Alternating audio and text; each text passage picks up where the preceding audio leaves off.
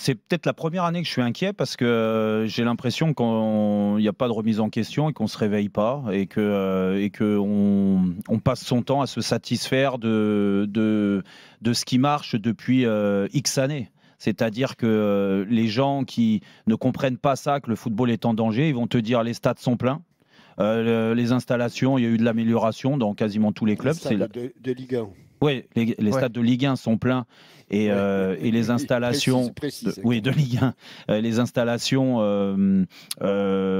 aussi se sont améliorées aux alentours du stade, sur les trucs. Donc ça, il n'y a pas de souci. Mais après, à part ça, je peux te dire que déjà, là on parle à court terme, on a perdu les stars qui faisaient vivre notre championnat. C'est la réalité. On a reproché beaucoup, et les Qataris, et ceci et cela, mais sauf que les Qataris, ils nous ont ramené des stars, des méga stars, Ibrahimovic, Neymar, Mbappé, Messi. Aujourd'hui, il n'y a plus de ça. Donc, il n'y a plus de stars qui pouvaient servir, si tu veux, dans l'exposition et dans le fait de rester le sport numéro 1. Dans le feuilleton quotidien, quoi. Oui. Et puis après, il y a la diffusion. Alors, la diffusion, déjà, on a du mal à voir les matchs. D'accord, les gens ne comprennent pas ce que veut faire DAZN, du low cost, alors que c'est normalement premium, et que malheureusement, le fait d'avoir des matchs que moi je peux voir, parce que je me suis abonné à DAZN, je suis obligé de regarder les matchs aussi. Je te dis, je suis obligé parce que à l'arrivée, c'est le cas. Je suis obligé de me taper ces matchs-là, parce qu'on les analyse tous les jours dans Rotten sans flamme, du lundi au vendredi, d'accord. Donc si je regarde pas, je sais pas de quoi je parle, donc je les regarde. Mais sauf que je m'emmerde, je suis désolé du terme, je m'emmerde à les regarder parce que c'est le contenu, le produit est pas bon. Le produit est pas bon. Et même là, il n'y a pas de remise en question parce que je les ai rencontrés, les gens de DAZN, et ils ont leur idée en tête, mais c'est pas pour moi une bonne idée parce que à l'arrivée, la Ligue 1, de plus en plus, les gens ne regardent plus et les gens critiquent. Et puis, qu'est-ce qui se greffe à ça maintenant? C'est l'équipe de France. Voilà. C'est l'équipe de France. Et l'équipe de France, la vitrine. Alors l'équipe de France qui était flamboyante, qui brille dans les grandes compétitions, qui va au bout des grandes compétitions, qui gagne, qui est championne du monde. Ça fait déjà plus de 6 ans déjà, donc il faut arrêter avec ça. Ça fait plus de 6 ans. Il y a eu depuis 3 grandes compétitions. Finaliste quand même. Là, oui, d'accord. Mais finaliste, moi, je me suis éclaté à la Coupe du Monde parce que j'étais sur place. Et tous les jours, on a vu des matchs tous les jours, même 3 par jour, c'était fantastique. Ouais. D'accord, l'organisation. Après, on peut pas dire que les matchs des Bleus étaient fantastiques. Hein. D'accord, à part ce qui s'est passé au bout de la 70e minute en finale. J'ai pas dit que c'était fantastique, j'ai dit simplement que c'était une finale de Coupe du Monde. C'est vrai. Ouais, et donc maintenant, on gueule et on dit ça. Maintenant, j'encourage les gens qui dirigent nos footballs français à venir déjà dans l'émission pour nous expliquer ce qu'ils veulent mettre en place. Quelle est la révolution? Ça va passer par quoi? Parce que si on continue comme ça, eh ben je vous dis que le rugby, ils vont nous dépasser. Alors, on a encore beaucoup d'avance. C'est pour ça qu'ils se servent de ça, en termes de licenciés, de ceci, cela. Mais bon, je suis désolé. Regarde l'attraction de cette semaine. Alors, je te dis pas, le France-Israël, c'était un contexte particulier, en effet. Mais les gens attendent le France-Nouvelle-Zélande comme des malades. Et moi, le premier, alors que moi, je suis passionné de football. Plus que le Italie-France. Mais je m'excite à aller. J'ai la chance d'être au Stade de France demain pour aller voir ce match. Et donc, ça, c'est pas normal qu'on ait cette envie-là, cet éclat total quand on regarde un match de rugby par rapport à un match de foot. Donc, il faut changer les choses. Manu, est-ce que tu es inquiet pour le foot français dans sa globalité? La Ligue 1, le championnat? Ça fait longtemps que je suis inquiet. Et l'équipe de France, pour le foot, pas simplement français, mais le foot en général. Le seul qui pourrait survivre, le foot des clubs, parce que c'est pas le foot des fédérations, le foot des clubs, qui n'a rien à voir, même s'il y a une logique financière derrière. Mais le foot de club, pour moi, c'est pas simplement la France qui est en danger. Le seul qui pourrait, à mon sens, aujourd'hui, avec s'exonérer de tout ça, c'est le championnat anglais, parce qu'il est tellement riche. Mais non, et l'Espagne, l'Allemagne? On en reparlera. L'économie de beaucoup de clubs espagnols sont en danger. On voit les matchs. L'Allemagne, c'est plutôt bien géré parce qu'ils ont des lois justement protectionnistes. Ouais. Mais pour moi, c'est la saturation des calendriers. Quand tu vois la FIFA, l'UEFA en permanence qui rajoute des compétitions, je suis extrêmement ravi et content d'apprendre que la FIFPro, il y a pas plus tard qu'il y a 2 semaines, a déposé une plainte contre la FIFA pour leur Coupe du Monde des clubs qui est prévue pendant 1 mois à la fin de saison, entre juin et juillet. Non, mais tu te rends compte l'aberration de ces trucs-là. Tu veux dire qu'on est abreuvé de matchs comme ça, il y en a trop. Non seulement il y a une saturation qui épuise. D'ailleurs, on va revenir aussi au conflit des joueurs qui menacent de faire grève. Il y en a beaucoup qui disent que le problème de faire grève, lorsque tu représentes que 20% des joueurs, tu peux pas avoir les 80% qui te suivent parce qu'ils veulent jouer les mêmes nombres de matchs que toi. Ouais, sauf que ces gens qui disent ça oublient une chose qui est essentielle, c'est que l'économie du football, dans sa grande majorité, tourne autour de ces 20%. Il ne tourne pas autour des 80%. C'est sûr. Donc quelque part, il faudra trouver un compromis, quoi qu'il arrive, parce c'est pas qu'on va droit dans le mur, on est déjà dans le mur. L'économie des foot français est terrible, parce que pour reprendre aussi ce qui s'est passé dans les droits télévisuels récemment sur la Ligue 1 avec DAZN, enfin on peut mieux jouer au foot quand même. Non mais c'est le flou, c'est le flou artistique total. Année après année, on change de télédiffuseur, c'est de plus en plus cher. Non mais laisse-moi finir, Jérôme. C'est qu'aujourd'hui, on s'aperçoit que même pour la Coupe du Monde des clubs l'année prochaine, la FIFA n'a toujours pas de diffuseur. Personne n'a répondu aux appels d'offres. Ce qui veut dire par là, c'est qu'ils se mettent un bas de laine de côté pour pouvoir payer les clubs directement. C'est 40 millions par club pour qu'ils puissent participer. Aujourd'hui, il n'y a aucun télédiffuseur qui veut mettre de l'argent sur la table pour cette compétition. Donc, non seulement on s'aperçoit que les compétitions qui rajoutent des matchs, parce que les compétitions des clubs, c'est 30% de matchs en plus depuis 15 ans. Compétition des fédérations, il n'y a pas plus de matchs. Non, c'est toujours la même chose. Sauf qu'il y a un désintérêt incroyable. Pourquoi ? Parce que le spectacle est affligeant, parce que les joueurs sont fatigués. On parle de ces 20%. Et aujourd'hui, donc c'est pour ça que j'attends de voir pour le procès après. Parce que moi, parce que pour toi, c'est une des explications des mauvaises performances. Tout est lié pour moi. Donc, si vous visez certaines personnes en dehors du contexte dans lequel tous ces gens évoluent, non, c'est la recrudescence des matchs, c'est la saturation des matchs, les attitudes des joueurs. Mais Jérôme, tu sais aussi bien que moi, même capitaine. Mais Jérôme, tu sais aussi bien que moi, comme capitaine, vous savez aussi bien que moi que pour bien pratiquer ton sport et ta passion sur le terrain, il faut être frais mentalement et physiquement. Il faut être proche du public aussi, Manu. Non, mais ça, c'est un autre problème. Mais ça, c'est un autre problème. Non, mais les garçons, moi aujourd'hui, vous me dites si je suis inquiet pour la Ligue 1, mais bien sûr, je suis inquiet.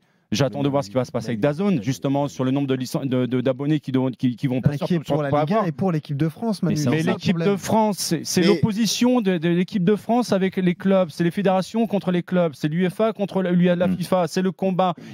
Tous ils créent des compétitions. On veut voilà pour prendre le dessus des autres, pour satisfaire. Manu, pourquoi ? Vas-y. Avant de donner la parole à Jean-Michel, de plus en plus d'argent, au détriment justement de la qualité du sport.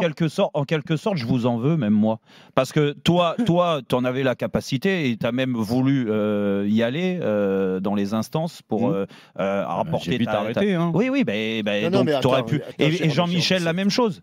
Parce que vous étiez légitime pour apporter. Non, mais moi, ce que je pense, pour changer les choses, parce qu'il n'y a que des gens du foot. Parce que là, tu me parles de business et tu as raison, Manu. Mais c'est que du business.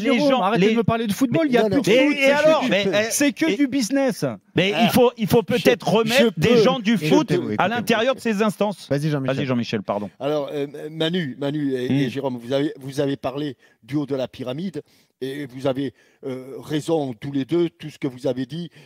J'aurais pas parlé du foot amateur parce qu'ils vont avoir des effets collatéraux, capitaine. Il n'y a aucun problème. Non, mais c'est pas les effets collatéraux. Bah oui.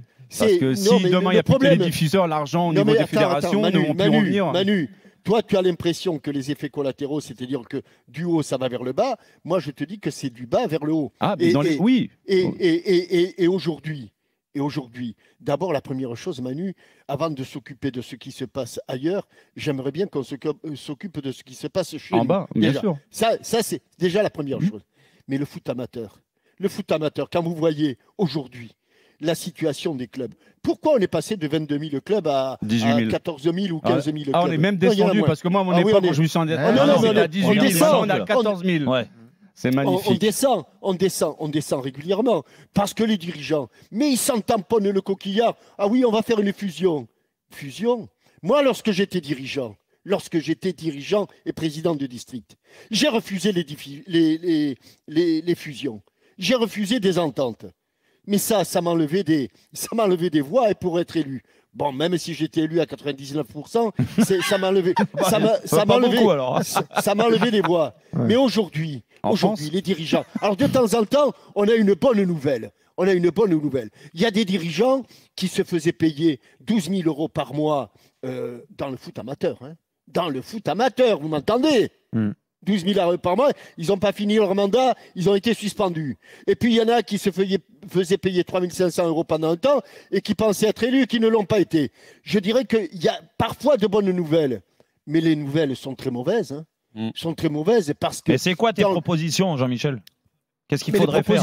La première chose qu'il devrait y avoir, dans la mesure où la Fédération française de football a délégation du ministère, je demanderais que le ministère s'occupe de A à Z de ce qu'il se passe dans la Fédération française de football.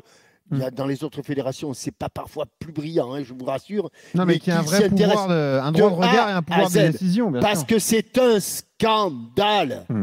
Moi, il y a des présidents retraités, des présidents de district retraités. Ça leur enlève quoi, leur retraite, d'être président du district? En Gironde, par exemple. Ça leur enlève quoi? 0 centime. Et ils sont payés.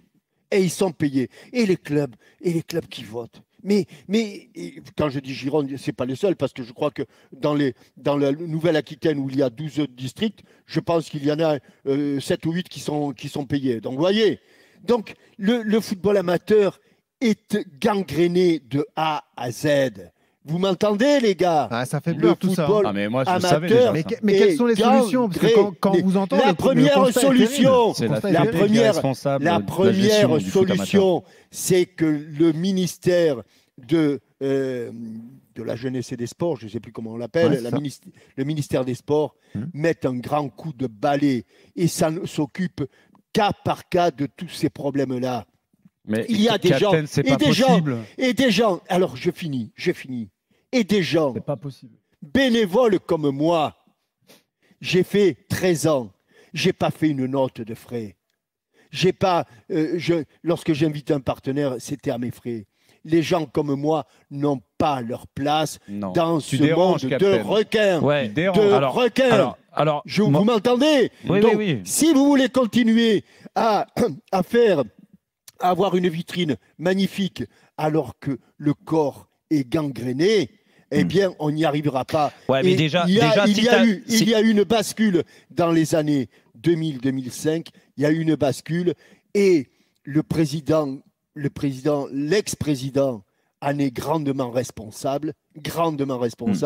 Il bénissait tout ce qui se faisait. Et depuis, il n'y a pas eu de réaction. Donc, moi, je vous présente comment dirais-je, un panorama, non pas du football professionnel, je vous présente un panorama du football amateur qui n'est pas très mais Jean-Michel, tu as totalement raison sur le foot amateur, mais moi, là, tu parlais de vitrine tout à l'heure. La vitrine, en effet, c'est les joueurs professionnels. Déjà, l'image... Jérôme, attends, Jean-Michel. Je vais te dire juste, le football professionnel aujourd'hui, et je dis pas que nous, on était comme ça avant, c'était mieux, mais oui, là-dessus, on était beaucoup plus proche du public. On était beaucoup plus simple. Alors bien sûr qu'il y avait des excès de temps en temps, mais voilà. Mais il faut revenir à la simplicité, beaucoup plus d'humilité de la part des joueurs, de la part du staff, de la part des clubs. Et dans les clubs, quand je parlais qu'il faut des gens qui ont connu le football à notre période. Et là, ça tombe bien. On a 3 générations différentes, Jean-Michel, Manu et moi. Ouais. D'accord ? Donc, nous, le football, il n'était pas gangréné de personnes où des gens dans le club ne t'annonçaient pas des choses à mettre en place qui étaient hors sujet. Ils étaient hors sujet sur le terrain. Nous, on connaissait le football. Et dans ces clubs-là, aujourd'hui, et la plupart des clubs de Ligue 1, il manque ce genre de personnes. Il faut ouvrir. C'est tout simple. Déjà, c'est tout simple. Je vais te dire, c'est pas très dur. Et me parlez pas de sécurité ou quoi que ce soit. Ça n'existe plus. Pourquoi les clubs font que des entraînements à huis clos ? Que des entraînements avec lui. Même le plus petit club, il fait des entraînements. Moi, je n'ai pas connu un seul entraînement à huis clos en 15 ans de carrière à Saint-Étienne. Maintenant, Jean-Michel, c'est que ça. Tu te coupes du public. Il n'y a aucune proximité. Le jour des matchs, on le voit, on en a parlé avec le ministre de l'Intérieur, la sécurité, les flics de partout, des stewards de partout, inaccessibles les joueurs, inaccessibles. Les médias, maintenant, de toute façon, attention, t'es journaliste, tu travailles dans les médias, oh là là, t'as un problème, quel que soit ton vécu dans le football avant, comme moi par exemple, ou comme nous, tu vois, tu dois montrer patte blanche et tu rentres pas là, tu fais pas ça, ah non, t'échanges pas avec les joueurs, et puis les joueurs, ils veulent pas échanger avec toi, parce que de toute façon, ils partent du principe que tu vas les trahir. Et les clubs, c'est la même chose. Et bien déjà, retrouver de l'humilité dans ça, déjà. Parce que l'image du foot, elle est catastrophique. Et si vous continuez comme ça, La pyramide, c'est tout. Ça va se casser la gueule là-haut, mais alors en bas, déjà, vous venez de l'expliquer. Quand je prends des exemples concrets, je suis dans une région où auparavant, alors que tu as parlé du rugby, le rugby était roi. Mais bien que le rugby soit le sport roi ici, même s'il y a moins de licenciés rugby que de football, et j'espère que ça durera, il y avait dans ce département, je dirais même ce département, je ne prends même pas la région, je parle du département des Pyrénées-Atlantiques. On a sorti régulièrement des internationaux. J'étais peut-être le premier. Il y a eu Jean-François Lorios qui a suivi. Il y avait Sarah Magna. Et puis, on a eu des champions du monde qui sont sortis d'ici. Les Bichentelli Sarassou, les Didier Deschamps. Tu te rends compte, dans l'Hexagone, on est un tout petit département où on a sorti deux champions du monde. Il y avait des pros. Ça travaillait bien. Les gars, ça fait une éternité que l'on n'a pas sorti un joueur professionnel du coin, le dernier. Que je sache, on va me donner d'autres exemples sans doute. Le dernier, c'est Aymeric Laporte, je crois. Je pense que c'est Aymeric Laporte, mais qui venait même pas de chez nous, il venait d'Agen. Alors, tiens, on ne travaille plus, on ne sort plus de joueurs.